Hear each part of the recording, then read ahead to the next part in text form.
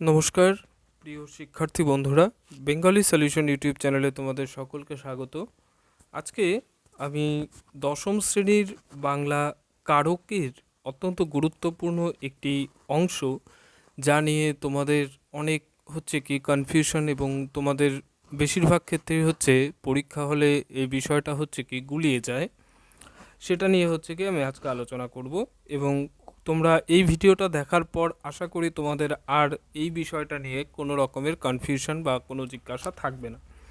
তো যারা আমার এই চ্যানেলে নতুন তারা অবশ্যই চ্যানেলটিকে সাবস্ক্রাইব করবে এবং ভিডিওটিকে প্রচুরভাবে দেখবে। এত সংক্ষিপ্ত ভিডিওর মধ্য দিয়ে একটা দুরূহ বিষয়কে আমি সহজভাবে তোমাদের কাছে তুলে ধরছি।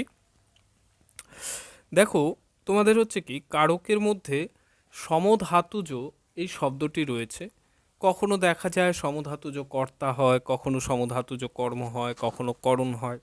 তো কখন কোনটা হয় এটা একটা বড় প্রশ্ন, যে পরীক্ষা হলে তোমাদের যে নির্ণয় করতে গিয়ে এটা তো অসুবিধে মধ্যে পড়তে হয়। তো আমি সবার আগে বলবো যে ব্যাকরণ সবসময় যে তার নাম থেকে তোমাকে অর্থটা আগে বুঝতে হবে। সমধাতুজ, সম মানে সম মানে সমান, সম মানে সমান বা একই, সমধাতুজ।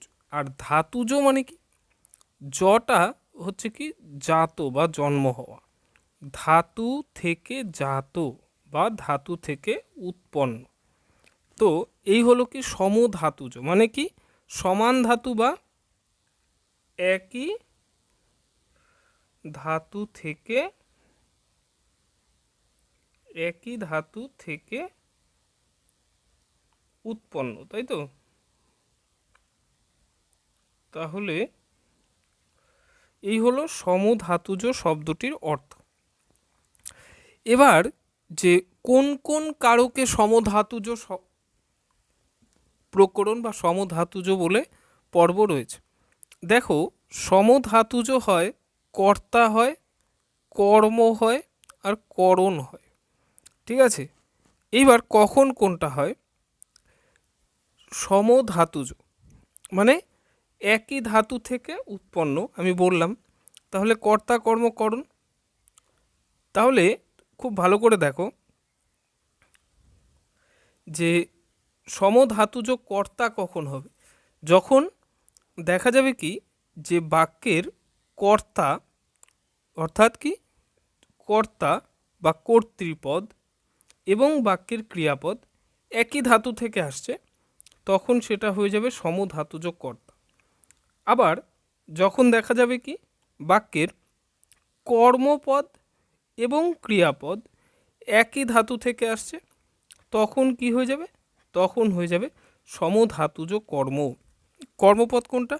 যেমন ধরো ঘুম, চোরকে কি মারি না মারলে, ঠিক আছে? এখানে কি করা হয়েছে, চোরকে মারা হয়েছে।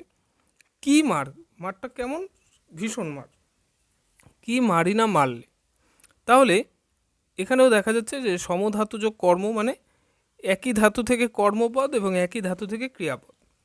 এরপর আছে হলো সমধাতুজ করণ, মায়ার বাঁধনে বেঁধেছে, ঠিক আছে? কি দিয়ে বেঁধেছে? বাঁধন দিয়ে বেঁধেছে। বড় জ্বালায় জ্বলছি, কিসে জ্বলছি? জ্বালার দ্বারা জ্বলছি।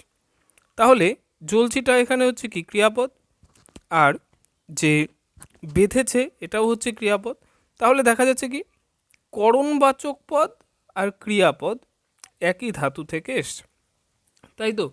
তাহলে খুব ভালো করে বোঝার চেষ্টা করো যে সমধাতুজ কর্তা কখন হচ্ছে, যখন কর্তাপদ এবং ক্রিয়াপদ একই থাকছে তখন সমধাতুজ কর্তা, যখন কর্মপদ এবং ক্রিয়াপদ একই থাকছে তখন সমধাতুজ কর্ম, যখন করণবাচক পদ এবং ক্রিয়াপদ একই থাকছে তখন তখন সমধাতুজ করণ।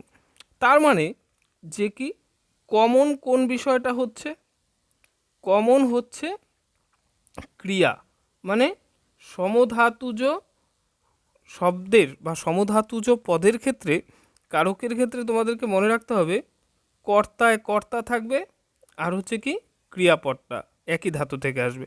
কর্মে কর্মপদ এবং ক্রিয়াপদ একই ধাতু থেকে আসবে। ঠিক আছে। তারপর করণের মধ্যে হচ্ছে কি, করণে করণবাচক পদ আর ক্রিয়াপদ একই ধাতু থেকে আসবে।